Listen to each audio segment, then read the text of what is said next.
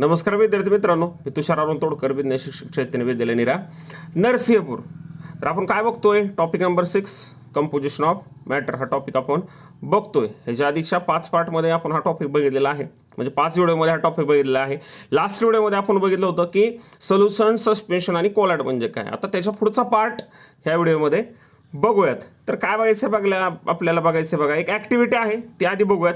काय आहे? Take a 2 evaporating dish. काय करायचे? 2 इव्हॅपोरेटिंग डिश घ्यायचे. Take a 7 gram iron filing in first dish and 4 gram sulphur in second dish. पहिल्या डिशमध्ये काय घ्यायचं आपल्याला? 7 ग्रॅम आयर्न फिलिंग्स घ्यायचे. काय घ्यायचे? 7 ग्रॅम आयर्न फिलिंग घ्यायचे. आणि दुसऱ्या डिशमध्ये 4 ग्रॅम सल्फर पावडर घ्यायची. And take a horseshoe magnet near the matter both and observe. काय लक्षात? The iron filling is a magnetic substance and it get attracted towards a magnet. Iron filling हा magnetic substance आहे आणि तो मॅग्नेटकडे काय होईल? Attract होईल. आणि सल्फर पावडर काय आहे? Non magnetic substance and do not attracted towards a magnet. Sulphur powder non magnetic आहे आणि मॅग्नेटकडे अट्रॅक्ट होणार नाहीये. लक्षात राहू देत. बघा, transfer the entire filings from the first dish to the second and stir with glass rod and observe the taking the horseshoe magnet near the matter. काय करायचं आता आपल्याला? आयर्न फिलिंग्स आणि सल्फर पावडर मिक्स करायची. काय करायची? Mix करायची.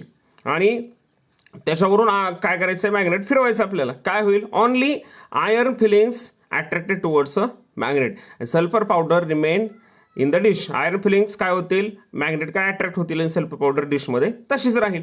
बघा, now heat the matter in the second dish for while and let it cool and observe the colour changes. आता काय करायचं? आयर्न फिलिंग्स आणि सल्फर पावडर काय करायची? हीट करायची, उष्ण द्यायची त्याला, आणि थोड्या वेळ थंड होऊ द्यायचं आणि ऑब्झर्व करायचं. काय होईल? ब्लॅक कलरचं काय तयार होईल? आयर्न सल्फाईड तयार होईल. काय तयार होईल? ब्लॅक कलरचं आयर्न सल्फाईड. आधी काय होते? 2 प्रकारचे सबस्टन्स किंवा मॅटर होते किंवा इलेमेंट होते, आयर्न आणि सल्फर. दोघांना हीट केलं की काय तयार झाला? एक कंपाऊंड तयार झाला. त्यालाच काय म्हणतो आपण? Iron sulphide. Yes, काय झाला? आयर्न सल्फाईड ब्लॅक कलरचा. If any in the matter and observe whether the effect of the horseshoe magnet on it. आणि ह्या आयर्न सल्फरवरून तुम्ही जर हॉर्सशू मॅग्नेट फिरवला तर हा काय होत नाही? हे मॅग्नेटकडे अट्रॅक्ट होत नाहीये. म्हणजे काय झालं? थोडक्यात काय बघायचं आपल्याला की ज्यावेळी इलेमेंटपासून ज्यावेळी कंपाऊंड तयार होतो त्यावेळी इलेमेंटच्या टोटल प्रॉपर्टीज काय होतात? चेंज होतात आणि नवीन सबस्टन्स नवीन प्रॉपर्टीचा तयार होतो. When elements reacts with each other to form a compound, the compound is formed which contains different properties those of elements. Compound जो तयार होतो तो काय करतो? आपल्या एलिमेंटपेक्षा वेगळ्या प्रॉपर्टी दाखवतो. लक्षात राहू देत.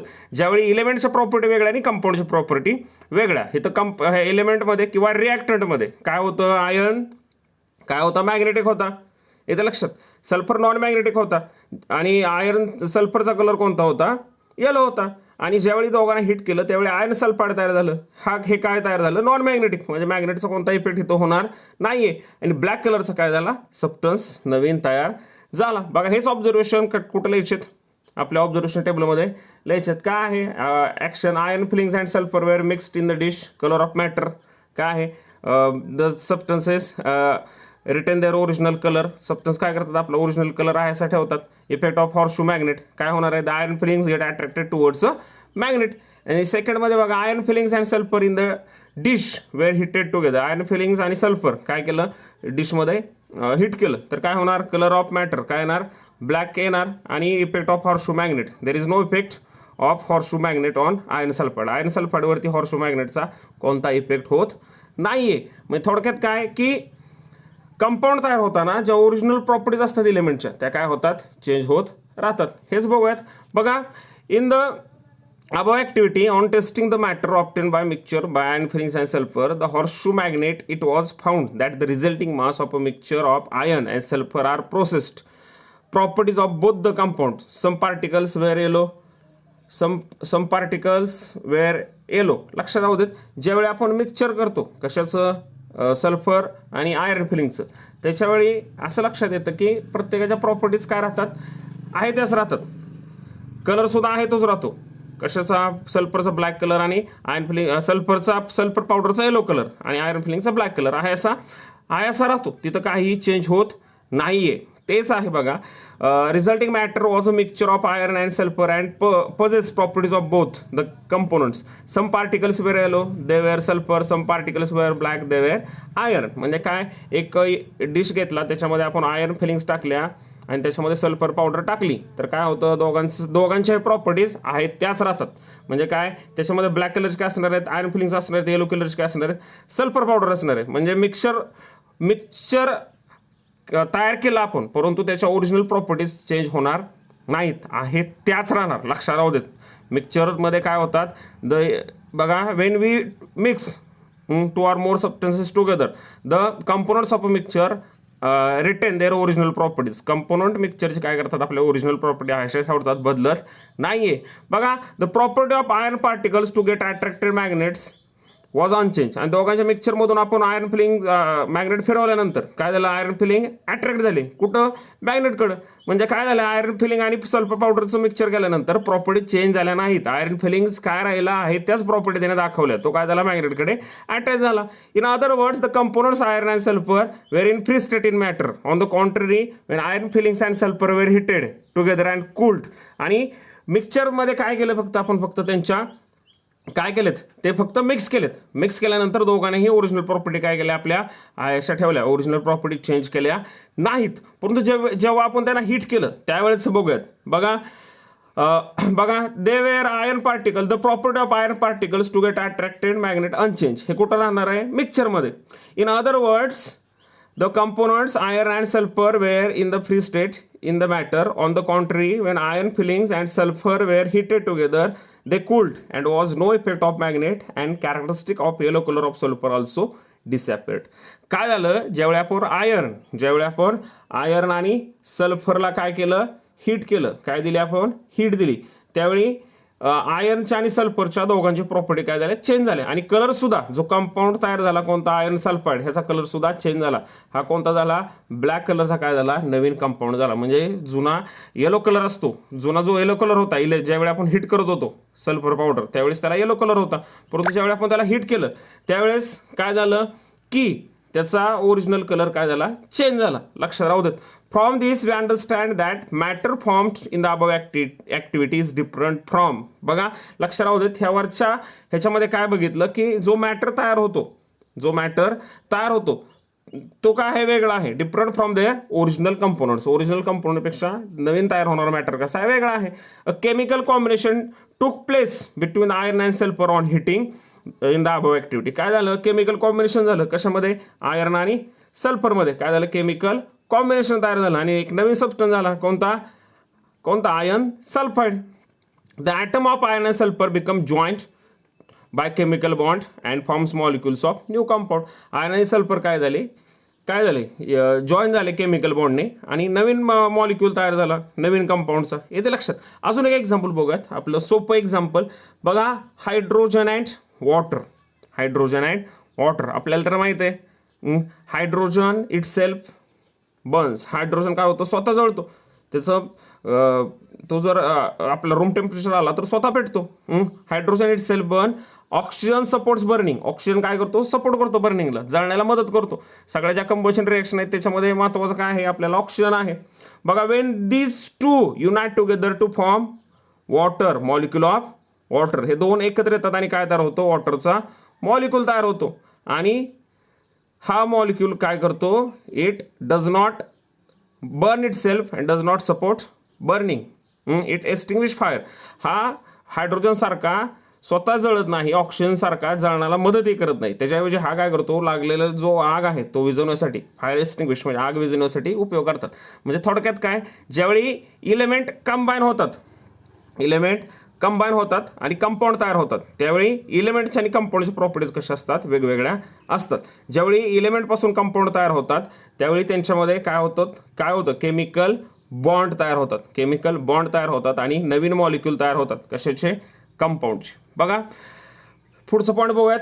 Molecular formula valency. There is a definite proportion of constituent elements in a compound. आपण कंपाऊंडची डेफिनेशन बघितलेली आहे आधीच्या व्हिडिओमध्ये. काय, compound is a combination of 2 or more elements in a definite proportion. म्हणजे एका ठराविक अशा प्रोपोर्शनमध्येच एलिमेंट काय होतात, कंपाऊंड तयार होताना एकत्र येतात. Certain number of atom of the constituent elements are joint to each other in a molecule of a compound. Molecular formula indicates the number of atom of each of the constituent. हे molecular फॉर्म्युलामध्ये लक्षात येतं आपल्याला. एक example बघूयात. काय आहे? H2O आहे. म्हणजे काय?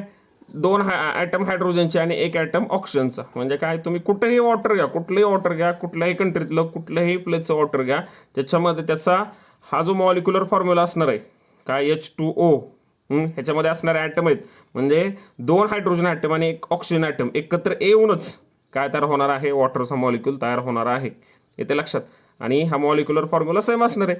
म्हणजे काय झालं? प्रोपोर्शन 2:1. काय झालं? 2:1. बघूयात डिटेलमध्ये हे. बघा एक ॲक्टिव्हिटी आहे तुमच्या टेक्स्टबुकमध्ये. Molecular formula of some compounds are given in the following table. Use this to fill in the gaps in the table. Molecular formula दिलेत येते लक्षात. त्याचा यूज करून आपल्याला काय करायचे? त्याच्यामधले गॅप भरायचे. बघा वॉटर हे येणं खूप महत्त्वाचं आहे, कारण आल्याशिवाय मॉलिक्युलर फॉर्म्युला काढता येणार नाहीये. बघा वॉटर मॉलिक्युलर फॉर्म्युला काय आहे? H2O. कोणते कॉन्स्टिट्यूएंट आहेत? Hydrogen, oxygen. Number of atoms हायड्रोजनचे 2, ऑक्सिजनचा 1. आता HCl कोणते आहेत? हायड्रोजन आणि क्लोरीन. 2 आहेत ह्याच्यामध्ये कॉन्स्टिट्यूएंट एलिमेंट, हायड्रोजन आणि क्लोरीन HCl मध्ये. आता हायड्रोजनचे किती ॲटम आहेत? H दिसते नुसतं H, म्हणजे हायड्रोजनचा 1 आणि क्लोरीनचा 1. Hydrogen 1, chlorine 1. त्यानंतर मिथेन आहे CH4. काय आहे? CH4. आता बघा 2 कॉन्स्टिट्यूएंट एलिमेंट आहेत तिथं, कार्बन आणि हायड्रोजन. कार्बन आणि हायड्रोजन इथं लिहू शकता तुम्ही. कार्बन आणि हायड्रोजन, कार्बन आणि हायड्रोजन. लक्षात राहू देत. काय आहे? 2 आहेत, कार्बन आणि हायड्रोजन. आता कार्बनचे किती ॲटम आहेत? कार्बनचा ॲटम किती आहे? 1 आणि हायड्रोजनचे 4 ॲटम आहेत. कार्बनचे 1 आणि हायड्रोजनचे किती ॲटम आहेत? 4 ॲटम आहेत. लक्षात राहू देत. Carbon 1, hydrogen 4. येते लक्षात. बघा कार्बन आणि हायड्रोजन. कार्बनचे किती ॲटम आहेत? 1, हायड्रोजन 4. त्यानंतर MgCl2 मॅग्नेशियम क्लोराईड, MgCl2. आता MgCl2 मध्ये मॅग्नेशियमचे किती आहेत? 1 आणि क्लोरीनचे किती ॲटम आहेत? 2. बघा इथं लयच कॉन्स्टिट्यूएंट एलिमेंट काय? Mg आणि Cl. मॅग्नेशियमचे किती एलिमेंट आहेत त्याच्यामध्ये? मॅग्नेशियमचे किती ॲटम आहेत? थोडक्यात किती आहेत? 1, क्लोरीनचे 2. हे आपल्याला ओळखता आलं पाहिजे. आता वॉटर आहे H2O, बरोबर आहे. Constituent element hydrogen, oxygen. हायड्रोजनचे किती? 2 ॲटम, ऑक्सिजनचा 1 ॲटम. आता HCl काय आहे? HCl. हायड्रोजनचे किती ॲटम आहेत? इथं H एकटाच आहे आणि क्लोरीन एकटाच आहे. म्हणजे किती? 1. हे कुठे लिहायचं? इथं कॉन्स्टंट लिहायचे, हायड्रोजन आणि क्लोरीन. आणि त्यानंतर CH4 मिथेन आहे. काय? कार्बन आणि हायड्रोजन. कार्बनचे किती आहेत? 1, हायड्रोजन 4. हायड्रोजन 4 इथं दिसतं बघा. त्यानंतर मॅग्नेशियम क्लोराईड. कोणते 2 कॉन्स्टिट्यूएंट आहेत? मॅग्नेशियम आणि क्लोरीन. आणि number of atom magnesium 1, chlorine 1. लक्षात राहू देत. बघा we have seen the relationship between molecular formula and number of atoms of various elements in molecule. The ability of joining to another atom with a chemical bond is a chemical property of that atom. लक्षात राहू देत. काय होतात? Compound तयार होताना element काय होतात? Join होतात. इथे लक्षात. एलिमेंट काय होतात? जॉईन होतात. बघा आणि ही जी जॉईन व्हायची आहे, म्हणजे जॉईन व्हायची जी प्रॉपर्टी आहे, लक्षात राहू देत, ती कशावरती डिपेंड आहे? त्या ॲटम वरती डिपेंड आहे. The ability is indicated by number of this and this number is called valency of that element. The ability is indicated म्हणजे काय? The combining capacity of the element. त्यालाच काय म्हणतो आपण? त्याची valency. The combining capacity of the element. एलिमेंटची combining capacity किती आहे त्यालाच काय म्हणतो आपण? त्याची valency. An atom forms the many chemical bonds with other atom and its valency. Generally the valency of an element remain constant in various compounds. लक्षात राहू देत. व्हॅलन्सी म्हणजे काय? Combining capacity. साधं सोपं बघूयात. हायड्रोजन आपण शिकलोत, डिटेलमध्ये शिकलोत. हायड्रोजन एक एक्झाम्पल घेऊन बघूयात. किती ॲटॉमिक नंबर? 1. इलेक्ट्रॉन कॉन्फिगरेशन काय आहे? 1. बरोबर आहे का? म्हणजे त्याच्या आउटर मोस्ट ऑर्बिटमध्ये इलेक्ट्रॉन किती आहेत? 1. म्हणून त्याची व्हॅलन्स किती आली? 1. अजून एक घेऊयात. सोडियम. बघा इलेक्ट्रॉन कॉन्फिगरेशन 2, 8, 1.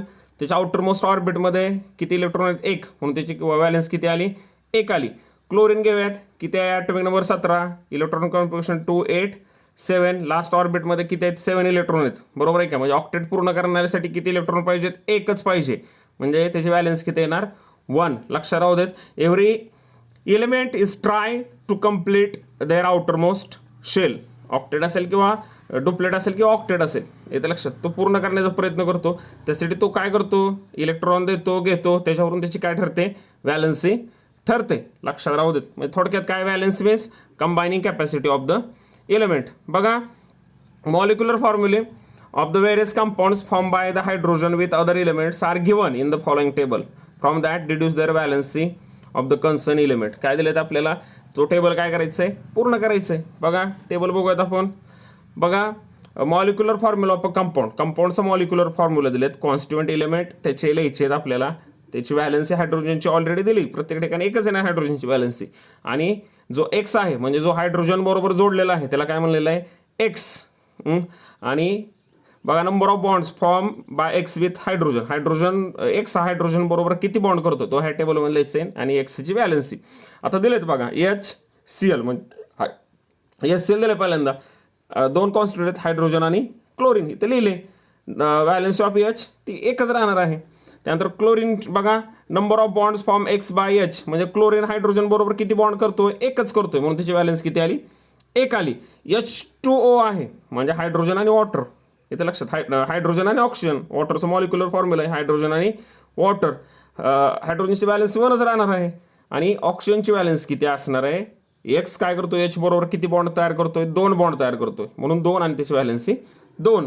बघा दुसरं काय, H2S. बघा H आणि S कॉन्स्टिट्यूट कोणते आहेत, H आणि S. हायड्रोजनची व्हॅलन्स किती येणार आहे, 1च येणार आहे. त्यानंतर हा एक्स म्हणजे हा H बरोबर किती बॉन्ड करतोय, 2 बॉन्ड करतोय, म्हणून त्याची व्हॅलन्स किती येणार, 2 त्याची व्हॅलन्सी येणार. आता NH3 बघा कॉन्स्टंट एलिमेंट हायड्रोजन आणि नायट्रोजन, हायड्रोजन आणि नायट्रोजन. हायड्रोजनची व्हॅलन्सी 1 असणार आहे, ते तर आहेच. नायट्रोजन हायड्रोजन बरोबर किती बॉन्ड करतोय म्हणजे एक्स. नायट्रोजन म्हणजे एक्स हा H बरोबर किती बॉन्ड करतोय, 3 बॉन्ड करतोय, म्हणून त्याची व्हॅलन्स किती येणार आहे, 3 येणार आहे. लक्षात राहू देत.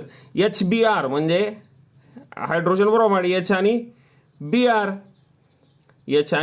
Br येते लक्षात. हायड्रोजनची व्हॅलन्सी 1 आली. Br काय करतोय, हायड्रोजन बरोबर किती बॉन्ड करतो, एकच बॉन्ड करतोय, म्हणून ह्याची व्हॅलन्स किती आली, एकच आली.